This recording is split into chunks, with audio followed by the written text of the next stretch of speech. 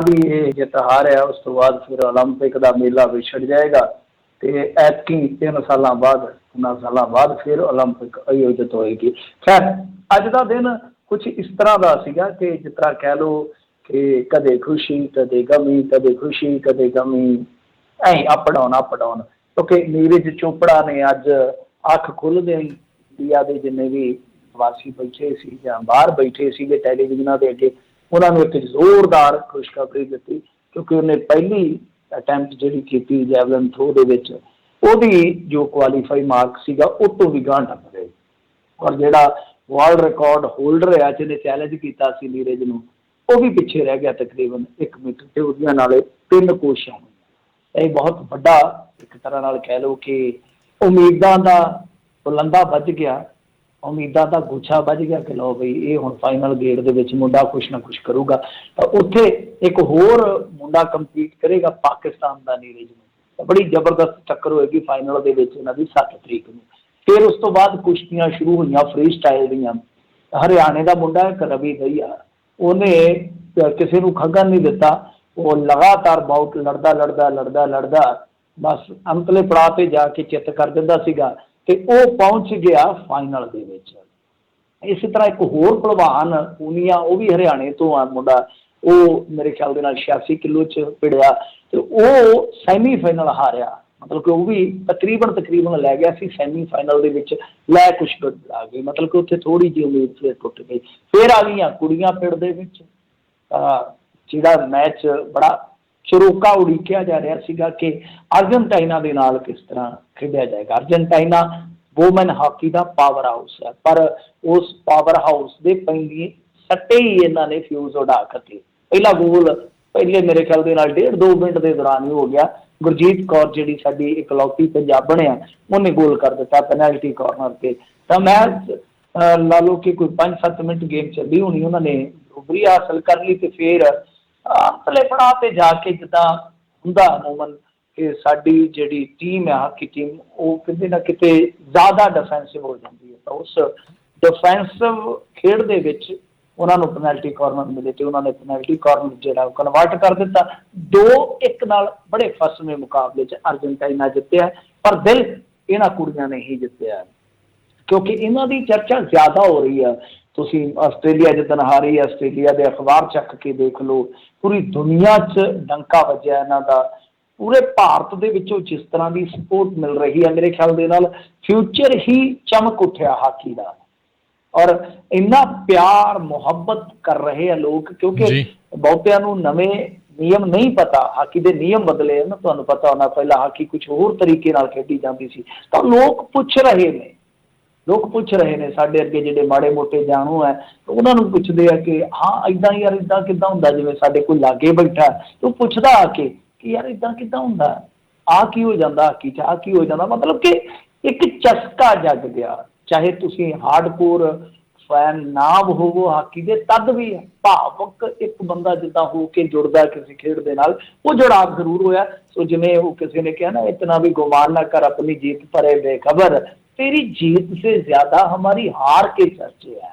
ਤਾਂ ਚਰਚੇ ਜ਼ਿਆਦਾ Indian hockey ਦੇ ਹੈ ਇਸ ਟਾਈਮ। ਤਾਂ ਦੋਨੇ ਹੀ ਟੀਮਾਂ ਹੁਣ ਬ੍ਰਾਊਨਜ਼ ਮੈਡਲ ਲਈ ਲੜੂਗੀਆਂ ਔਰ ਉਹਦੇ 'ਚ ਦਾਅਵੇਦਾਰੀ ਜਿਹੜੀ ਹੈ ਤਗੜੀ ਰਹੇਗੀ। ਜਿੱਤ ਹਾਰ ਜੋ ਮਰਜ਼ੀ ਹੈ, ਪਰੰਤੂ ਹਾਕੀ ਨੂੰ ਜਿਸ ਤਰ੍ਹਾਂ ਜਗਾਇਆ, ਹਾਕੀ ਨੂੰ ਜਿਸ ਤਰ੍ਹਾਂ ਜ਼ਿੰਦਾ ਕੀਤਾ, ਹਾਕੀ ਨੂੰ ਜਿਸ ਤਰ੍ਹਾਂ ਬੁਲੰਦ ਕੀਤਾ, ਇਹ ਮੁੰਡੇ ਤੇ ਕੁੜੀਆਂ ਕਿਉਂਕਿ ਛੋਟੇ ਛੋਟੇ ਘਰਾਂ 'ਚੋਂ, ਛੋਟੇ ਛੋਟੇ ਪਿੰਡਾਂ 'ਚੋਂ, ਛੋਟੇ ਛੋਟੇ ਰਸਤਿਆਂ ਰਾਹੀਂ ਨਿਕਲ ਕੇ ਇਹਨਾਂ ਨੇ ਜਿਹੜਾ ਸਫ਼ਰ ਤੈਅ ਕਰਕੇ ਇਕਬਾਲ ਕੀਤਾ, ਬੁਲੰਦ ਕੀਤਾ, ਝੰਡਾ ਚੁੱਕਿਆ ਹਾਕੀ ਦਾ, ਉਹਦੇ ਵਾਸਤੇ ਜਿੰਨੀ ਵੀ ਸਿਫਤ ਸਲਾਹਤ ਇਹਨਾਂ ਦੀ ਕਰੋ ਉਹ ਥੋੜ੍ਹੀ ਆ।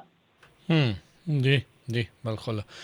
ਅਗਲੀ ਮਿੰਟ 'ਚ ਗੱਲ ਕਰੀਏ ਜੰਮੂ ਕਸ਼ਮੀਰ ਦੇ DSP ਦਵਿੰਦਰ ਨੂੰ ਬਰਤਰਫ ਕਰਨ 'ਤੇ ਪੈਦਾ ਹੋਇਆ ਨਵਾਂ ਸਿਆਸੀ ਵਿਵਾਦ। ਹਾਂਜੀ ਵੇਖੋ, ਇਹਨੂੰ ਬਰਤਰਫ ਤਾਂ ਕਰ ਦਿੱਤਾ ਗਿਆ ਸੀ ਮੇਰੇ ਖਿਆਲ ਦੇ ਨਾਲ ਮਈ ਦੇ ਅੱਧ ਤੋਂ ਬਾਅਦ। ਉਸ ਤੋਂ ਬਾਅਦ ਹੁਣ ਜਿਹੜਾ ਵਿਵਾਦ ਛਿੜਿਆ ਜਿਹੜਾ ਉੱਥੇ ਦਾ LG ਹੈ ਉਪ ਰਾਜਪਾਲ ਆ ਮਨੋਜ ਸਿਨਹਾ। ਤਾਂ ਮਨੋਜ ਸਿਨਹਾ ਦੇ ਇੱਕ ਮਤਲਬ ਕਿ ਜਿੱਦਾਂ ਕਹਿ ਲਓ ਹਵਾਲੇ ਤੋਂ ਹੀ ਇਹ ਜ਼ਿਆਦਾ ਚਰਚਾ ਛਿੜੀ ਆ।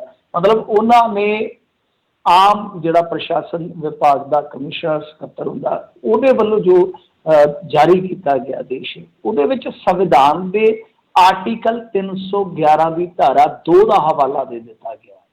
ਤਾਂ ਉਹਦੇ ਵਿੱਚ ਮਤਲਬ ਕਿ ਜਿਹੜਾ ਵਿਭਾਗ ਆਮ ਪ੍ਰਸ਼ਾਸਨ ਵਿਭਾਗ, ਉਹਦੇ ਵੱਲੋਂ ਜੋ ਕਿਹਾ ਗਿਆ, ਤਾਂ ਉੱਥੇ 311 ਦੀ ਧਾਰਾ 2 ਦਾ ਹਵਾਲਾ ਦਿੱਤਾ ਗਿਆ, ਜਿਹਦੇ ਵਿੱਚ ਥੋੜਾ ਜਿਹਾ ਮੈਂ ਐਕਸਪਲੇਨ ਕਰ ਦੇਣਾ, ਜਿਹਦੇ ਵਿੱਚ ਕਿਸੇ ਵੀ ਵਿਅਕਤੀ ਨੂੰ ਨੌਕਰੀ ਤੋਂ ਬਰਖਾਸਤ ਕਰਨ ਤੋਂ ਪਹਿਲਾਂ ਜਾਂਚ ਕਰਵਾਉਣ ਦੀ ਲੋੜ ਨਹੀਂ ਹੁੰਦੀ। ਸਮਝ ਗਏ ਨਾ, ਕਿ ਮਤਲਬ ਕਿਸੇ ਨੂੰ ਤੁਸੀਂ ਟਰਮੀਨੇਟ ਕਰਨਾ ਹੈ ਤਾਂ ਉਹਦੀ ਕੋਈ ਵੀ ਜਿਹੜੀ ਮਹਿਕਮੇ ਦੀ ਇਨਵੈਸਟੀਗੇਸ਼ਨ ਕਰਾਉਣ ਦੀ ਜ਼ਰੂਰਤ ਨਹੀਂ ਹੁੰਦੀ। ਕਿਉਂ? ਕਿਉਂਕਿ ਇਸ ਆਰਟੀਕਲ ਦੀ ਧਾਰਾ 2, 311 ਆਰਟੀਕਲ ਹੋ ਗਿਆ, ਧਾਰਾ 2 ਹੋ ਗਈ ਕਿ ਇਹਦੇ ਤਹਿਤ ਰਾਸ਼ਟਰਪਤੀ ਅਤੇ ਰਾਜਪਾਲ ਨੂੰ ਇੱਕ ਸਪੈਸ਼ਲ ਅਖਤਿਆਰ ਮਿਲ ਜਾਂਦਾ ਹੈ, ਪਾਵਰ ਮਿਲ ਜਾਂਦੀ ਆ ਕਿ ਉਹ ਜੇ ਇਸ ਧਾਰਾ ਨੂੰ ਇਸਤੇਮਾਲ ਕਰ ਲੈਣ, ਰਾਸ਼ਟਰਪਤੀ ਜਾਂ ਰਾਜਪਾਲ ਸੰਤੁਸ਼ਟ ਹੋ ਜਾਂਦੇ ਹਨ ਕਿ ਰਾਜ ਦੀ ਸੁਰੱਖਿਆ ਦੇ ਹਿੱਤ ਵਿੱਚ ਅਜਿਹੀ ਜਾਂਚ ਕਰਵਾਉਣੀ ਮੁਨਾਸਬ ਨਹੀਂ ਹੈ, ਤਾਂ ਅਜਿਹਾ ਨਹੀਂ ਕੀਤਾ ਜਾਂਦਾ। ਮਤਲਬ ਕਿ ਧਾਰਾ ਕਿਸ ਵੇਲੇ ਇਸਤੇਮਾਲ ਕੀਤੀ ਜਾਂਦੀ ਆ?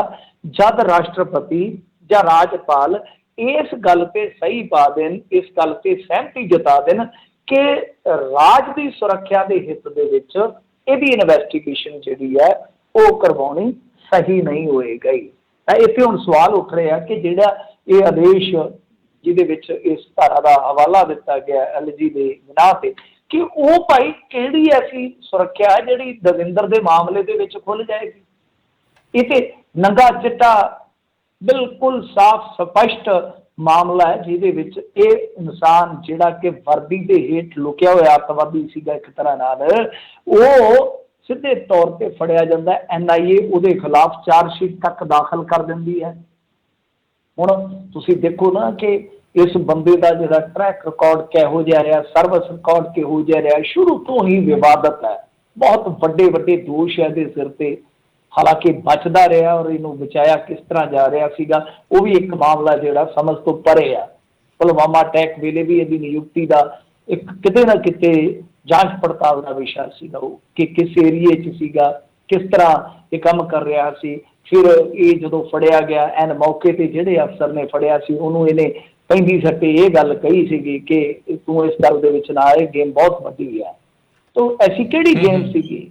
ਉਹਦੇ ਖੁਲਾਸੇ ਹੋਣੇ ਚਾਹੀਦੇ ਸੀਗੇ। ਪਰ ਇੱਥੇ ਹੋ ਕੀ ਰਿਹਾ ਕਿ ਰਾਜਪਾਲ ਵੱਲੋਂ ਸਪੈਸ਼ਲ ਪਾਵਰ ਵਰਤ ਕੇ ਇਹ ਵੀ ਕਿਹਾ ਜਾ ਰਿਹਾ ਕਿ ਨਹੀਂ ਨਹੀਂ ਨਹੀਂ, ਇਹਦੀ ਜਾਂਚ ਪੜਤਾਲ ਅੱਗੇ ਤੋਰਨ ਦੀ ਜ਼ਰੂਰਤ ਹੀ ਨਹੀਂ ਹੈ, ਕਿਉਂਕਿ ਇਹ ਰਾਜ ਦੀ ਸੁਰੱਖਿਆ ਦੇ ਹਿੱਤ ਦੇ ਵਿੱਚ ਠੀਕ ਨਹੀਂ ਹੋਏਗਾ। ਤੋ ਇਹਦੇ ਤੇ ਹੁਣ ਰਾਜਨੀਤੀ ਜਿਹੜੀ ਆ ਭਖ ਗਈ ਆ। ਜੰਮੂ ਕਸ਼ਮੀਰ ਦੇ ਜਿਹੜੇ ਨੇਤਾ ਆ ਉਹ ਵੀ ਆਪਣੇ ਪ੍ਰਤੀਕਰਮ ਦੇ ਰਹੇ ਆ, ਜਿੱਦਾਂ ਬੀਬੀ ਮਹਿਬੂਬਾ ਆ, ਉਹਨੇ ਵੀ ਕਈ ਸਵਾਲ ਚੁੱਕੇ ਆ। ਫਿਰ ਇਸ ਤੋਂ ਇਲਾਵਾ ਭਾਜਪਾ ਵਾਲੇ ਜਿਹੜੇ ਆ ਉਹ ਸਫਾਈ ਦੇ ਰਹੇ ਆ ਕਿ ਨਹੀਂ ਜੀ, ਗੱਲ ਇਹ ਹੈ ਕਿ ਜਿੰਨੇ ਮਰਜ਼ੀ ਤੁਸੀਂ ਸਵਾਲ ਚੁੱਕੀ ਜਾਓ। ਦਰਅਸਲ ਇਸ ਬੰਦੇ ਦੇ ਖਿਲਾਫ NIA ਨੇ ਜਿਹੜੀ ਜਾਂਚ ਪੜਤਾਲ ਕਰਨੀ ਸੀ ਉਹ ਕਰ ਲਈ ਆ ਤੇ ਚਾਰਜਸ਼ੀਟ ਦੇ ਖਿਲਾਫ ਦਾਖਲ ਆ ਤੇ ਇਸ ਬਰਤਰਫ ਅਧਿਕਾਰੀ ਤੇ ਭਾਰਤ ਵਿਰੁੱਧ ਜੰਗ ਛੇੜਨ ਦਾ ਦੋਸ਼ ਜਿਹੜਾ ਉਹ ਲਾਇਆ ਜਾ ਚੁੱਕਾ। ਪਰ ਮਹਿਕਮੇ ਦੀ ਜਾਂਚ ਪੜਤਾਲ ਜਾਂ ਜਿਹੜੀ ਕੋਈ ਰਹਿੰਦੀ ਆ ਬਕਾਇਆ ਤੇ ਹੋ ਵੀ ਜਾਵੇ ਤੇ ਉਹਦੇ 'ਚ ਕੀ ਦਿੱਕਤ ਪਰੇਸ਼ਾਨੀ ਹੈ? ਕੀ ਦਿੱਕਤ ਪਰੇਸ਼ਾਨੀ ਹੈ? ਤਾਂ ਆਪਾਂ ਨੂੰ ਵੀ ਪਤਾ ਕਿ NIA ਦਾ ਜੇ ਚਾਰਜਸ਼ੀਟ ਦਾਖਲ ਹੋ ਗਿਆ, ਚਲਾਨ ਦਾਖਲ ਹੋ ਗਿਆ, ਉਹਦੇ ਤੋਂ ਗਾਹ ਤੇ ਫਿਰ ਕੀ ਦੀ ਗੱਲ ਆ। ਪਰ ਕਿਉਂ ਇਹ ਧਾਰਾ ਸਪੈਸ਼ਲ ਧਾਰਾ ਵਰਤੀ ਜਾ ਰਹੀ? ਕਿਉਂਕਿ ਇੱਥੇ ਬਹੁਤ ਇੰਟੈਲੀਜੈਂਟ ਜਾਂ ਕਹਿ ਲਓ ਜੀਨੀਅਸ ਬੰਦੇ ਜਿਹੜੇ ਉਹ ਵੀ ਕਈ ਵਾਰ ਜਾਣੇ ਅਣਜਾਣੇ 'ਚ ਕੁਛ ਕ੍ਰਾਈਮ ਕਰ ਬੈਠਦੇ ਆ। ਉਹ ਅਪੀਲਾਂ ਪਾਉਂਦੇ ਨੇ ਕਿਉਂਕਿ ਰਾਜਪਾਲ ਕੋਲ ਜਾਂ ਰਾਸ਼ਟਰਪਤੀ ਕੋਲ ਸਪੈਸ਼ਲ ਇੱਕ ਪਾਵਰ ਹੁੰਦੀ ਹੈ ਕਿ ਸਾਡਾ ਕੈਰੀਅਰ ਸਾਡੇ ਸਾਹਮਣੇ ਪਿਆ, ਸਾਨੂੰ ਬਖਸ਼ ਦਿਓ। ਮੈਂ ਜਵਾਨੀਆਂ ਰੋਲਦੀਆਂ ਦੇਖੀਆਂ, ਬੜੇ ਟੈਲੈਂਟਡ ਬੰਦੇ ਜੇਲ੍ਹਾਂ ਦੇ ਵਿੱਚ ਜਿਹੜੇ ਆਹੀ ਅਪੀਲਾਂ ਕਰਦੇ ਆ ਕਿ ਅਸੀਂ 5 ਸਾਲ ਕੱਟ ਲਏ, 7 ਸਾਲ ਕੱਟ ਲਏ ਆ, ਸਾਨੂੰ ਤੁਸੀਂ ਰਿਹਾ ਕਰ ਦਿਓ, ਰਿਹਾ ਕਰ ਦਿਓ। ਪਰ ਕੋਈ ਨਹੀਂ ਸੁਣਦਾ।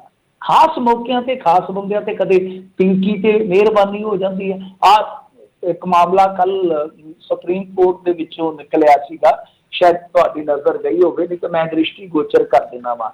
ਇੱਥੇ ਕੀ ਹੋਇਆ ਕਿ ਸਮਾਜਵਾਦੀਆਂ ਦਾ ਬੰਦਾ ਸੀ, ਜਿਸ ਵੇਲੇ ਇਹਨਾਂ ਦੀ ਸਰਕਾਰ ਚੱਲਦੀ ਸੀ UP ਦੇ ਵਿੱਚ, ਯੋਗੀ ਸਰਕਾਰ ਤੋਂ ਪਹਿਲਾਂ। ਜਦੋਂ ਇਹ ਸਰਕਾਰ ਗਈ ਆ, ਆਪਣੇ ਬਰੋਬਰ ਇਲੈਕਸ਼ਨ ਹੋਇਆ ਨਾ, ਉਹ ਤੋਂ ਮਹਿਜ਼ 1-2 ਦਿਨ ਪਹਿਲਾਂ ਇਹਨਾਂ ਨੇ ਉਹ ਬੰਦਾ ਜੇਲ੍ਹ ਚੋਂ ਕੱਢ ਦਿੱਤਾ ਜਿਹੜਾ ਉਮਰ ਕੈਦ ਭੁਗਤ ਰਿਹਾ ਸੀ ਤੇ ਜਿਹਨੇ ਸਜ਼ਾ ਹੀ ਸਾਰੀ ਹਾਲੇ 4.5 ਸਾਲ ਕੱਟੀ ਸੀ।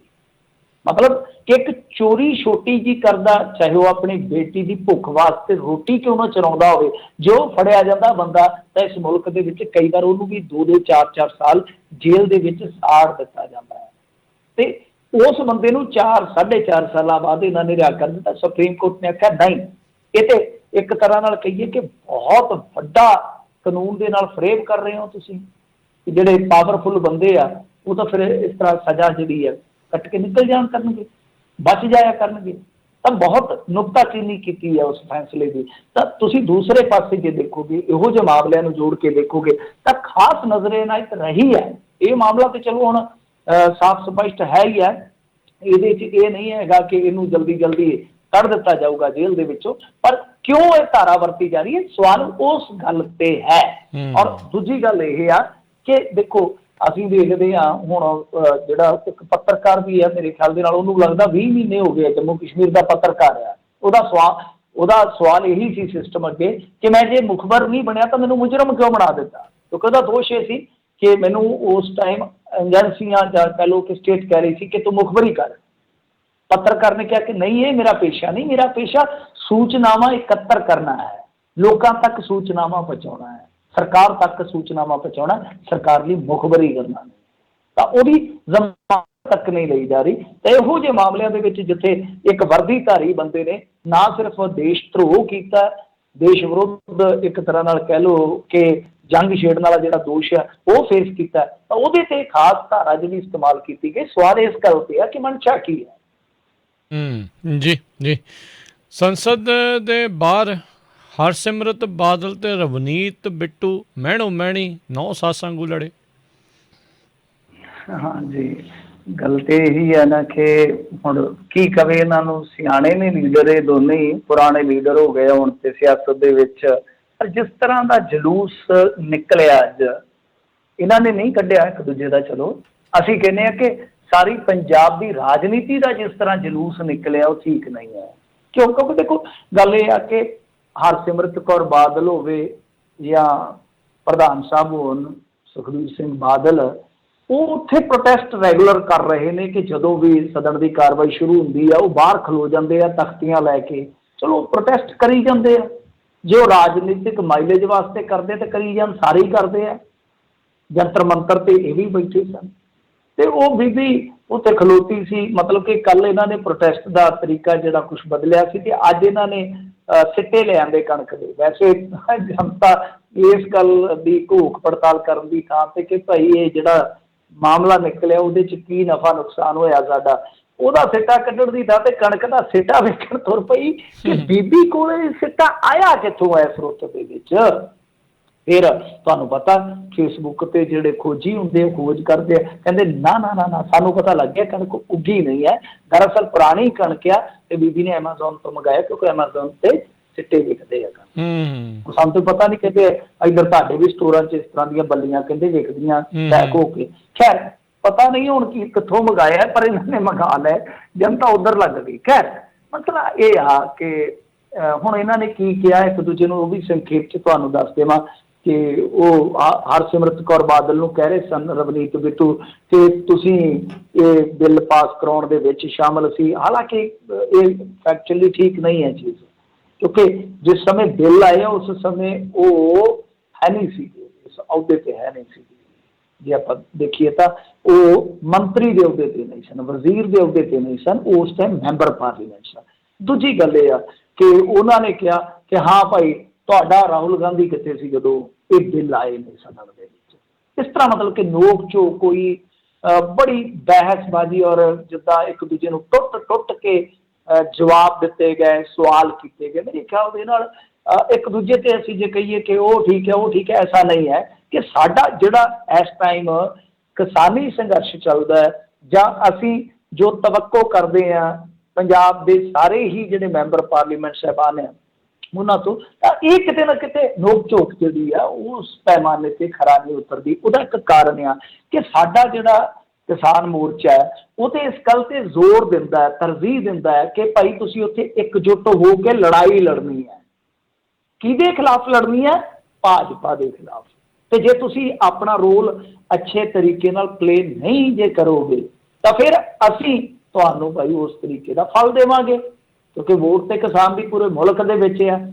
ਤਾਂ ਹੁਣ ਤੁਸੀਂ ਇਹ ਦੇਖ ਲਓ ਕਿ ਇਹ ਉਸ ਅਪੀਲ ਤੇ ਕਿੰਨਾ ਕੁ ਗੌਰ ਕਰ ਰਹੇ ਨੇ, ਗੌਰ ਫਰਮਾ ਰਹੇ ਨੇ ਕਿ ਤੇ ਆਪਸ ਦੇ ਵਿੱਚ ਲੜ ਕੇ ਹੁਣ ਰਵਨੀਤ ਬਿੱਟੂ, ਚਲੋ ਬੀਬੀ ਖਲੀ ਆ ਉੱਥੇ ਤਾਂ ਖਲੋਤੀ ਰਵੇ, ਤੈਨੂੰ ਕੀ ਆ, ਤੈਨੂੰ ਕੀ ਆ ਭਾਈ, ਅੱਗੇ ਡਰਾਮੇ ਕਰਦੇ ਫਲਾਂ ਧਮਕਾ, ਤੇ ਤੁਸੀਂ ਕੀ ਕਰਦੇ ਹੋ ਜੰਤਰ ਮੰਤਰ ਤੇ, ਤੁਸੀਂ ਕੀ ਕਰਦੇ ਹੋ, ਫਿਰ ਉਹਨੂੰ ਵੀ ਕਹੀਏ ਕਿ ਡਰਾਮਾ ਹੈ।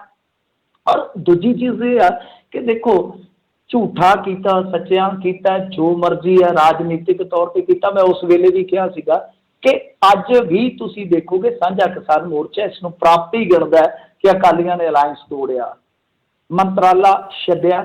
ਇਹ ਸਾਂਝੇ ਕਿਸਾਨ ਮੋਰਚੇ ਦਾ ਪ੍ਰੈਸ਼ਰ ਦਾ ਇੱਕ ਸਿੱਟਾ ਸੀਗਾ। ਤਾਂ ਚਲੋ ਉਹ ਪ੍ਰਾਪਤੀ 'ਚ ਗਿਣਦੇ ਆ, ਆਪਾਂ ਇਹ ਤਾਂ ਗਿਣਦੇ ਆ ਨਾ ਜੇ ਅਕਾਲੀਆਂ ਨੇ ਕੀਤਾ ਤਦ ਹੀ ਪ੍ਰਾਪਤੀ ਹੋਈ ਆ।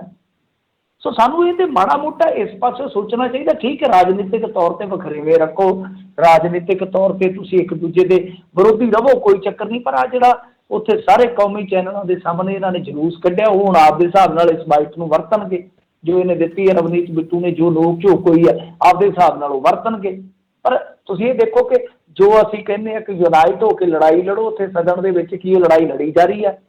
ਹੁਣ ਜੇ ਇੱਕ ਹੋਰ ਬੁਨਿਆਦੀ ਸਵਾਲ ਵੇਖੀਏ, ਬੜਾ ਇੱਕ ਪਾਏਦਾਰ ਸਵਾਲ ਬਣੇਗਾ ਇੱਥੇ ਕਿ ਤੁਸੀਂ ਕਹਿ ਰਹੇ ਹੋ ਕਿ ਉਸ ਟਾਈਮ ਤੁਸੀਂ ਬਿੱਲਾਂ ਦੀ ਹਮਾਇਤ ਕੀਤੀ, ਬਿਲਕੁਲ ਉਹਨਾਂ ਨੇ ਕੀਤੀ ਹੈ ਤੇ ਗਲਤ ਕੀਤਾ ਕਿ ਉਹਨਾਂ ਨੇ ਪਹਿਲਾਂ ਹੀ ਇਹਦੇ ਤੇ ਗੌਰ ਕਰਨਾ ਸੀ। ਅਕਾਲੀਆਂ ਨੇ ਆਪਦਾ ਨੁਕਸਾਨ ਕਰਕੇ ਉਹ ਹੋਸ਼ ਦੇ ਵਿੱਚ ਆਏ, ਉਹ ਉਹਨਾਂ ਦਾ ਹੀ ਨੁਕਸਾਨ ਸੀਗਾ। ਪਰੰਤੂ ਇੱਕ ਸਵਾਲ ਤੇ ਤੁਹਾਨੂੰ ਵੀ ਹੋਏਗਾ, ਕਾਂਗਰਸੀਆਂ ਨੂੰ ਵੀ ਹੋਏਗਾ ਕਿ ਕੰਡੇ ਕਿਹਦੇ ਬੀਜੇ ਹੋਏ ਆ, ਇਹ ਕੰਡੇ ਕਿਸ ਸ਼ਖਸ ਦੇ ਬੀਜੇ ਹੋਏ ਆ, ਤੁਹਾਡੇ ਕੋਲ ਕੋਈ ਜਵਾਬ ਨਹੀਂ ਉਹਦਾ। ਔਰ ਦੂਜੀ ਚੀਜ਼ ਇਹ ਆ ਕਿ ਚਲੋ ਲੋਕ ਸਭਾ ਦੇ ਵਿੱਚੋਂ ਬਿੱਲ ਨਿਕਲ ਗਿਆ, ਨਾ ਅਕਾਲੀਆਂ ਦੇ ਵੱਸ ਨਾ ਕਾਂਗਰਸੀਆਂ ਦੇ ਵੱਸ ਕਿਉਂਕਿ ਮੈਜੋਰਟੀ ਹੈ, ਪਰ ਇਹ ਤੇ ਦੱਸੋ ਨਾ ਭਲਿਓ ਮਾਨਸੋ, ਰਾਜ ਸਭਾ ਦੇ ਵਿੱਚ ਉਹ ਘੱਟ ਗਿਣਤੀ 'ਚ ਸੀਗੇ, ਬਾਵਜੂਦ ਇਸ ਦੇ ਤੁਹਾਡੇ ਕੋਲੋਂ ਉਹ ਬਿੱਲ ਕਿਵੇਂ ਲੰਘਾ ਕੇ ਲੈ ਗਏ?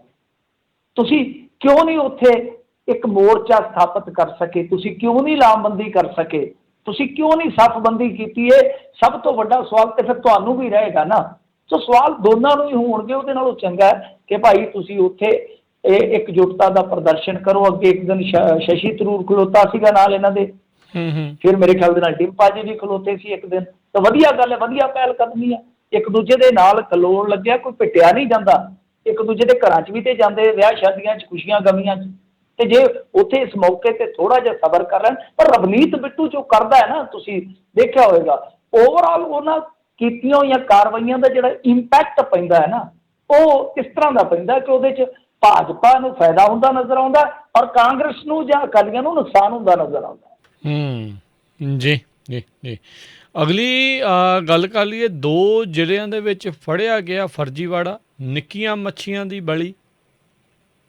ਹਾਂਜੀ, ਬੜਾ ਕੁਛ ਹੋ ਰਿਹਾ ਤਾਂ ਤੁਸੀਂ ਦੇਖਿਓ, ਜਦੋਂ ਚਿੱਠੇ ਕਿਤੇ ਫੋਲੇ ਗਏ, ਜੇ ਕੋਈ ਇਮਾਨਦਾਰ ਬੰਦਾ ਆ ਗਿਆ ਨਾ ਪੰਜਾਬ ਦੇ ਵਿੱਚ ਨਾ, 5 ਸਾਲਾਂ 'ਚ ਕਿਸ ਤਰ੍ਹਾਂ ਬਚਿਆ ਖੁਚਿਆ ਮਾਸ ਜਿਹੜਾ ਚਰੁੰਡਿਆ ਗਿਆ ਨਾ, ਤੁਸੀਂ ਦੇਖੋਗੇ ਫਾਈਲਾਂ ਕਿਹੜੀਆਂ ਵੱਡੀਆਂ ਵੱਡੀਆਂ ਬਣਦੀਆਂ ਨੇ। ਖੈਰ ਇਹ ਇੱਕ ਛੋਟਾ ਜਿਹਾ ਫਰਜ਼ੀਵਾੜਾ ਨਿਕਲਿਆ, ਕਿਉਂਕਿ ਹੁਣ ਇਸ ਇੰਡੀਆ ਦੇ ਮੁਲਕ ਦੇ ਵਿੱਚ ਕੋਈ ਲੱਖਾਂ ਦਾ ਜੇ ਫਰਜ਼ੀਵਾੜਾ ਹੋਵੇ ਤੇ ਉਹ ਛੋਟੀ ਜਿਹੀ ਖਬਰ ਹੁੰਦੀ ਆ, ਪਹਿਲੇ ਪੰਨੇ ਤੇ ਨਹੀਂ ਕਦੇ ਲੱਗਦੀ। ਅਸੀਂ ਨਿੱਕੇ ਜਿਹੇ ਹੁੰਦੇ ਸੀ ਤੇ ਲੱਖਾਂ ਦੇ ਘੁਟਾਲੇ ਵਾਲੇ ਜਿਹੜੀ ਖਬਰ ਹੁੰਦੀ ਸੀ ਨਾ, ਉਹ ਪਹਿਲੇ ਪੰਨੇ 'ਚ ਲੱਗਿਆ ਕਰਦੀ ਸੀ।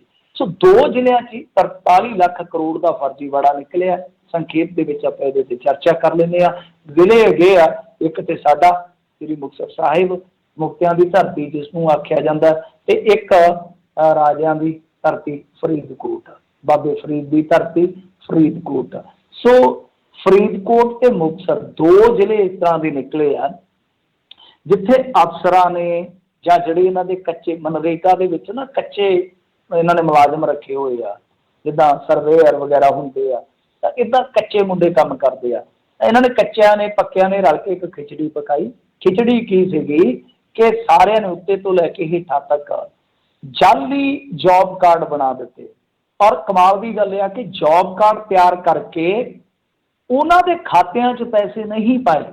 ਦੇਖੋ ਕਿੰਨੀ ਚਲਾਕੀ ਕਿ ਜੌਬ ਕਾਰਡ ਕਿਸੇ ਹੋਰ ਬੰਦੇ ਦਾ ਬਣਾਇਆ। ਵੈਸੇ ਤੇ ਨਾਵਾਂ ਦੀ ਲਿਸਟ ਵੀ ਹੈਗੀ ਆ, ਪਰੰਤੂ ਸੰਖੇਪ ਦੇ ਵਿੱਚ ਰੱਖਦੇ ਆ। ਮੈਂ ਤੁਹਾਨੂੰ ਦੱਸ ਦਿੰਦਾ ਕਿ ਇਹਨਾਂ ਨੇ ਜਿੱਦਾਂ ਇੱਕ ਗੁਰਵਿੰਦਰ ਕੌਰ ਨਾਂ ਦਾ ਫਰਜ਼ੀ ਜੌਬ ਕਾਰਡ ਬਣਾਇਆ, ਪਰ ਪੈਸਾ ਪਾਇਆ ਬੂਟਾ ਸਿੰਘ ਤੇ ਬਖਸ਼ੀਸ਼ ਸਿੰਘ ਦੇ ਖਾਤੇ 'ਚ ਕਿੰਨਾ 9,71,327 ਰੁਪਏ।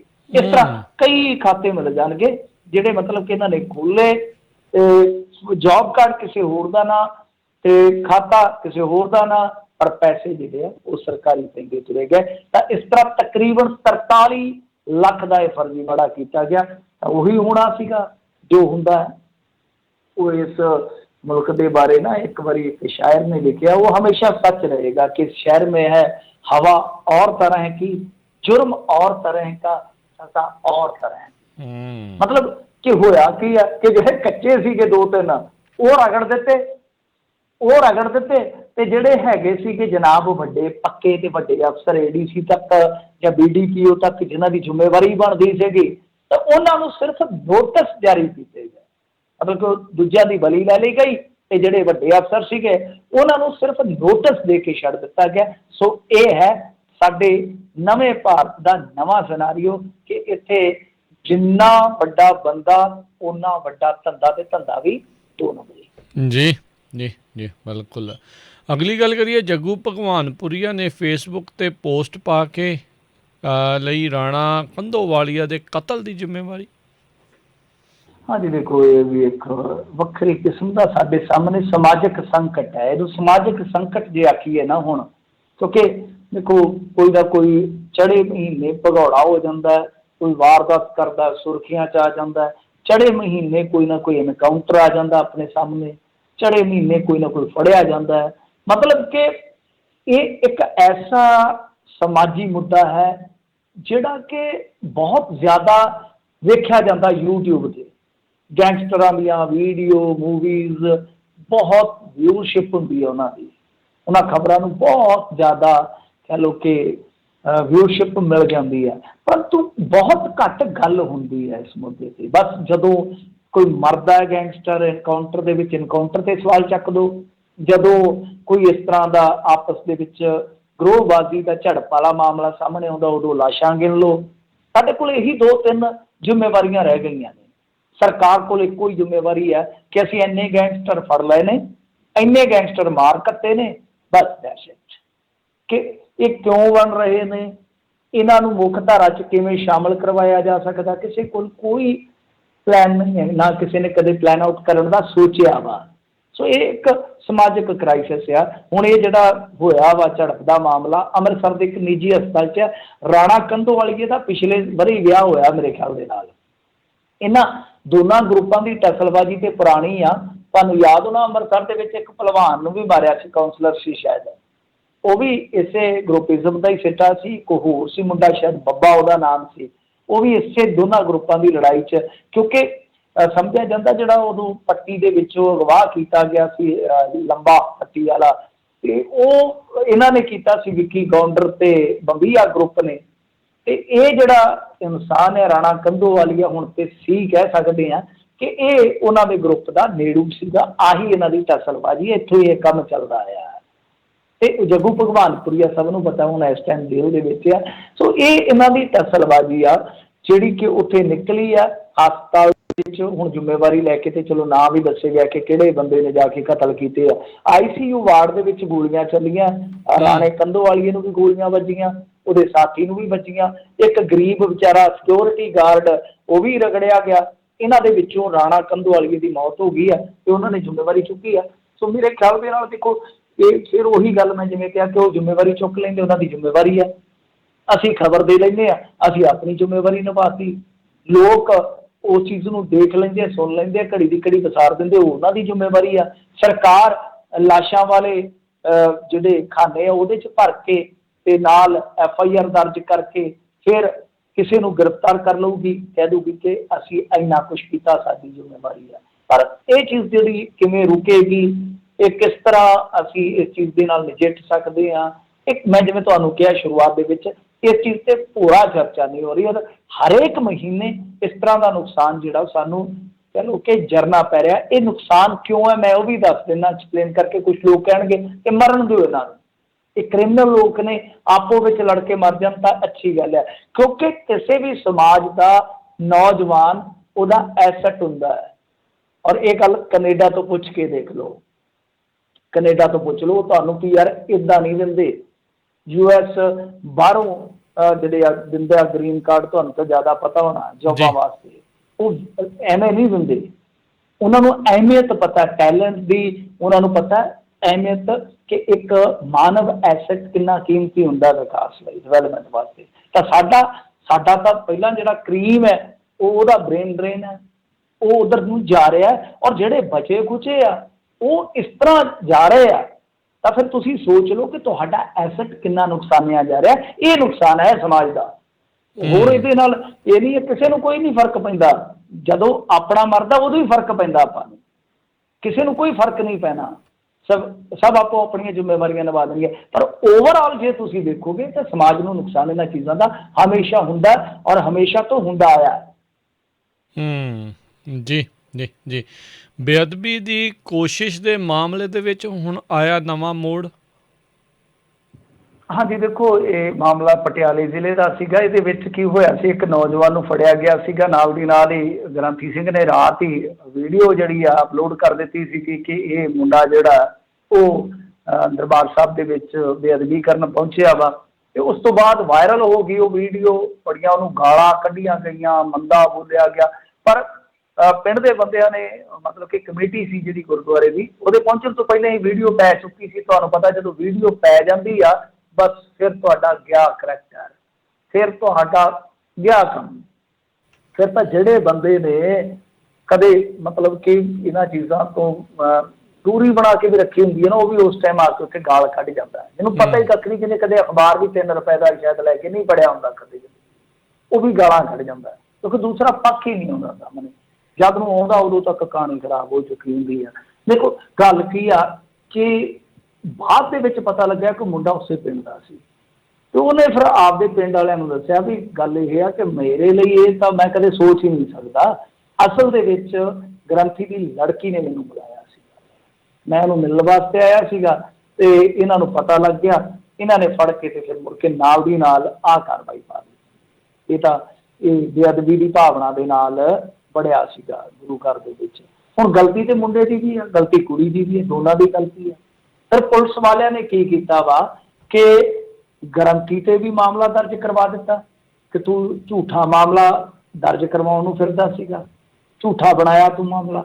ਉਹਦੇ ਤੇ ਕਾਰਵਾਈ ਕਰ ਦਿੱਤੀ ਕਿਉਂਕਿ ਧਾਰਮਿਕ ਭਾਵਨਾਵਾਂ ਦਾ ਮਸਲਾ ਸੀਗਾ, ਤਾਂ ਉਹਦੇ ਤੇ ਉਹ ਧਾਰਾ ਲਾ ਦਿੱਤੀ। ਔਰ ਇਸ ਤੋਂ ਇਲਾਵਾ ਕੁੜੀ ਦੇ ਬਿਆਨਾਂ ਤੇ ਮੁੰਡੇ ਤੇ ਵੀ ਪਰਚਾ ਦਰਜ ਕਰ ਦਿੱਤਾ। ਤਾਂ ਮੇਰਾ ਮੰਨਣਾ ਕਿ ਸਹੀ ਹੈ, ਕਿਉਂਕਿ ਮੁੰਡੇ ਨੇ ਵੀ ਠੀਕ ਨਹੀਂ ਕੀਤਾ, ਮੁੰਡੇ ਨੇ ਵੀ ਠੀਕ ਨਹੀਂ ਕੀਤਾ। ਚਲੋ ਮੁੰਡੇ ਕੁੜੀਆਂ ਜਿੱਦਾਂ ਕਰਦੇ ਠੀਕ, ਉਹਨਾਂ ਦੀ ਆਜ਼ਾਦੀ ਹੈ ਜੇ ਬਾਲਗ ਆ, ਪਰੰਤੂ ਗੱਲ ਇਹ ਹੈ ਕਿ ਤੁਸੀਂ ਇਹ ਜਗ੍ਹਾ ਤਾਂ ਦੇਖ ਸਕਦੇ ਹੋ। ਹੁਣ ਤੂੰ ਕਹਿ ਰਿਹਾ ਕਿ ਮੈਂ ਤਾਂ ਬੇਅਦਬੀ ਬਾਰੇ ਸੋਚ ਨਹੀਂ ਸਕਦਾ, ਪਰ ਗੁਰੂ ਘਰ ਜਾਣਾ ਜਾਂ ਉੱਥੋਂ ਦੀ ਰੈਸਟ ਤੇ ਜਾਣਾ ਇਹ ਵੀ ਕਿਤੇ ਦੀ ਸਿਆਣਪ ਨਹੀਂ ਹੈ, ਸਿਆਣਪ ਨਹੀਂ। ਚਲੋ ਉਹਦਾ ਨੁਕਸਾਨ ਹੋਣੋਂ ਬਚ ਗਿਆ, ਠੀਕ ਆ, ਪਰ ਕਾਰਵਾਈ ਦੋਵਾਂ ਦੇ ਬਰਾਬਰ ਹੋ ਗਈ ਆ, ਹੁਣ ਤੁਰੇ ਫਿਰਨ। ਪਰ ਜੋ ਗ੍ਰੰਥੀ ਨੇ ਕਰਤੂਤ ਕੀਤੀ ਉਹ ਵੀ ਗਲਤ ਆ ਕਿ ਭਾਈ ਤੇਰਾ ਮਾਮਲਾ ਪਰਸਨਲ ਆ, ਪਰਸਨਲ ਮਾਮਲੇ ਨੂੰ ਤੂੰ ਭਾਵਨਾਤਮਕ ਮਾਮਲਾ ਬਣਾ ਰਿਹਾ। ਉੱਥੇ ਆ ਕੇ ਕੋਈ ਮੁੰਡੇ ਦਾ ਨੁਕਸਾਨ ਕਰ ਦਿੰਦਾ, ਕੋਈ ਸੱਟ ਪੇਟ ਜ਼ਿਆਦਾ ਵੱਜ ਜਾਂਦੀ, ਉਸ ਤੋਂ ਬਾਅਦ ਪਤਾ ਲੱਗਦਾ ਤੇ ਤੂੰ ਕਿੱਥੋਂ ਭਰ ਦਿੰਦਾ ਭਾਈ। ਸੋ ਇਹ ਚੀਜ਼ਾਂ ਜਿਹੜੀਆਂ ਕੁਝੀਆਂ ਹਰਕਤਾਂ ਨੇ, ਚਲੋ ਕਾਨੂੰਨ ਤਾਂ ਆਪਦਾ ਕੰਮ ਕਰੂਗਾ ਹੀ ਕਰੂਗਾ ਸੈਂਸਿਟਿਵ ਮਾਮਲੇ ਦੇ ਵਿੱਚ। ਧਾਰਮਿਕ ਪੱਖ ਤੋਂ ਵੀ ਇਹਨਾਂ ਚੀਜ਼ਾਂ ਪ੍ਰਤੀ ਸੋਚਿਆ ਜਾਣਾ ਚਾਹੀਦਾ ਕਿ ਜਦੋਂ ਕੋਈ ਇਸ ਤਰ੍ਹਾਂ ਦਾ ਦੋਸ਼ ਲੱਗਦਾ, ਥੋੜ੍ਹੀ ਜਿਹੀ ਘੋਖ ਪੜਤਾਲ ਇਸ ਤਰ੍ਹਾਂ ਇਸ ਕਮੇਟੀ ਨੇ ਕੀਤੀ ਜਾਂ ਪੁਲਿਸ ਨੇ ਕੀਤੀ ਆ, ਉਹ ਕਰ ਲੈਣੀ ਚਾਹੀਦੀ ਹੈ। ਜੀ। ਹੁਣ TMC ਦੇ ਨੇਤਾ ਨੇ ਅਮਿਤ ਸ਼ਾਹ ਨੂੰ ਚੈਲੰਜ ਕੀਤਾ। ਹਾਂਜੀ, ਉਹ ਕਹਿੰਦਾ ਕਿ ਮੈਂ ਸਿਰ ਗੰਜਾ ਕਰਾ ਦੂੰਗਾ ਜੇ ਅਮਿਤ ਸ਼ਾਹ ਆ ਕੇ ਦਿੱਲੀ 'ਚ ਹੋਈ ਜਿਹੜੀ ਬਾਲੜੀ ਦੇ ਨਾਲ ਦਰਿੰਦਗੀ ਆ ਉਹਦੇ ਤੇ ਆ ਕੇ ਜਵਾਬ ਦੇਵੇ। ਤਾਂ ਇਹ ਬੜਾ ਵੱਡਾ ਚੈਲੰਜ ਕੀਤਾ TMC ਦੇ ਮੈਂਬਰ ਪਾਰਲੀਮੈਂਟ ਨੇ, ਡੈਰਕ ਓਬਰਾਇਨ ਜਿਹਦਾ ਨਾਮ ਆ। ਤਾਂ ਉਹਨੇ ਆਖਿਆ ਕਿ ਤੁਸੀਂ ਆਪ ਹੀ ਦੇਖ ਲਓ ਇਹਨੇ ਜਵਾਬ ਕਿੰਨੇ ਕੁ ਦਿੱਤੇ, ਇਸ ਮੁੱਦੇ ਤੇ ਵੀ ਇਹ ਜਵਾਬ ਨਹੀਂ ਦੇਗਾ, ਪੈਗਾਸਸ ਦੇ ਮਾਮਲੇ ਤੇ ਵੀ ਜਵਾਬ ਨਹੀਂ ਦੇਗਾ। ਤੇ ਜੇ ਆ ਕੇ ਦੇਵੇ ਤੇ ਮੈਂ ਆਪਦਾ ਸਿਰ ਮੁੰਡਵਾ ਲੂੰਗਾ, ਮਤਲਬ ਕਿ ਹਿੰਦੀ 'ਚ ਜਿਵੇਂ ਕਹਿੰਦੇ ਆਪਾਂ ਕਹਿੰਦੇ ਗੰਜ ਕਢਾ ਲੂੰਗਾ, ਟੋਟਣ ਕਢਾ ਲੂੰਗਾ, ਇੱਦਾਂ ਦਾ ਚੈਲੰਜ ਕੀਤਾ। ਤਾਂ ਮੇਰੇ ਖਿਆਲ ਦੇ ਨਾਲ ਭਾਈ ਚੈਲੰਜ ਐਕਸੈਪਟ ਕਰਨਾ ਚਾਹੀਦਾ, ਅਮਿਤ ਸ਼ਾਹ ਨੂੰ ਤੇ ਜਾਣਾ ਚਾਹੀਦਾ। ਉਹਦੇ ਨਾਲ ਕੀ ਹੈ ਕਿ ਚਲੋ ਡੈਰਕ ਓਬਰਾਇਨ ਨੇ ਸ਼ਾਇਦ ਹੋ ਸਕਦਾ ਕਟਿੰਗ ਕਰਾਉਣ ਦੀ ਪਹਿਲਾਂ ਹੀ ਸੋਚ ਰੱਖੀ ਹੋਵੇ, ਉਹਦੀ ਕਟਿੰਗ ਹੋ ਜਾਊ, ਪਰ ਸਾਨੂੰ ਘੱਟੋ ਘੱਟ ਤੇ ਜਵਾਬ ਤੇ ਸੁਣਨ ਨੂੰ ਮਿਲੇਗਾ ਨਾ ਕਿ ਪੈਗਾਸਸ ਦੇ ਮਾਮਲੇ 'ਚ ਸਰਕਾਰ ਸੋਚ ਕੀ ਰਹੀ ਹੈ, ਕਿਉਂਕਿ ਮਾਮਲਾ ਤੇ ਸੁਪਰੀਮ ਕੋਰਟ ਤੱਕ ਪਹੁੰਚ ਗਿਆ ਜੀ। ਮਾਮਲਾ ਤੇ ਜਿਹੜੀ ਗਿਲਡ ਆ, ਐਡੀਟਰ ਸਾਹਿਬ ਗਿਲਡ ਹੈ, ਉਹ ਗਿਲਡ ਨੇ ਵੀ ਚੱਕ ਲਿਆ ਮਾਮਲਾ, ਉਹ ਵੀ ਸੁਪਰੀਮ ਕੋਰਟ ਦੇ ਵਿੱਚ ਚਲੇ ਗਏ। ਹੁਣ ਤੁਸੀਂ ਇੱਕ ਚੀਜ਼ ਦੇਖੋ ਕਿ ਇਹ ਉੱਥੇ ਸਾਰਾ ਸੈਸ਼ਨ ਜਿਹੜਾ ਉਹ ਤਾਂ ਵਾਸ਼ ਆਊਟ ਕਰਵਾ ਰਹੇ ਆ, ਪਰ ਪੈਗਾਸਸ ਤੇ ਕੋਈ ਠੋਸ ਜਵਾਬ ਨਹੀਂ ਦੇ ਰਹੇ, ਜਦ ਕਿ ਜਵਾਬ ਦੇਣਾ ਬਣਦਾ। ਔਰ ਦੂਜੀ ਗੱਲ ਜਿਹੜੀ ਆ ਕਿ ਇਸ ਮਾਮਲੇ ਦੇ ਵਿੱਚ ਜਿਹੜੀ ਅਪਡੇਸ਼ਨ ਆ ਉਹ ਇਹ ਆ ਕਿ ਪੁਜਾਰੀ ਸਮੇਤ ਮੇਰੇ ਖਿਆਲ ਦੇ ਨਾਲ 4 ਗ੍ਰਿਫਤਾਰੀਆਂ ਜਿਹੜੀਆਂ ਹੋ ਗਈਆਂ।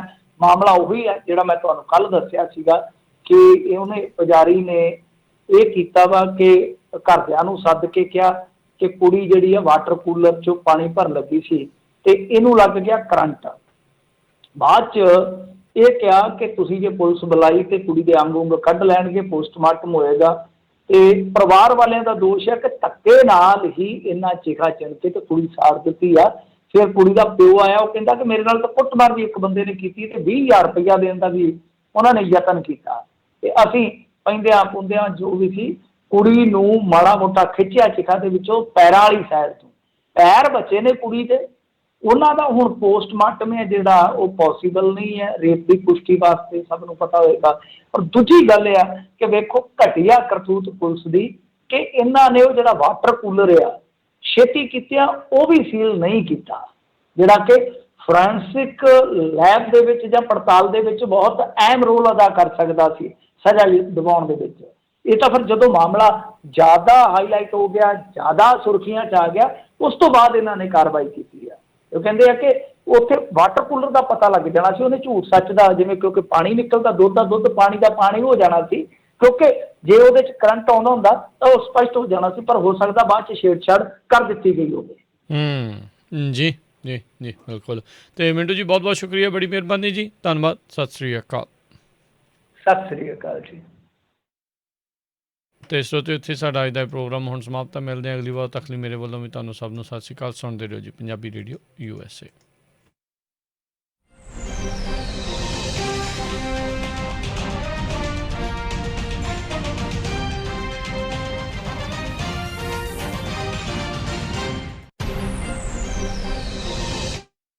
AM, KIID Sacramento 1470 AM, KWRU Fresno 1300 AM, KLHC Bakersfield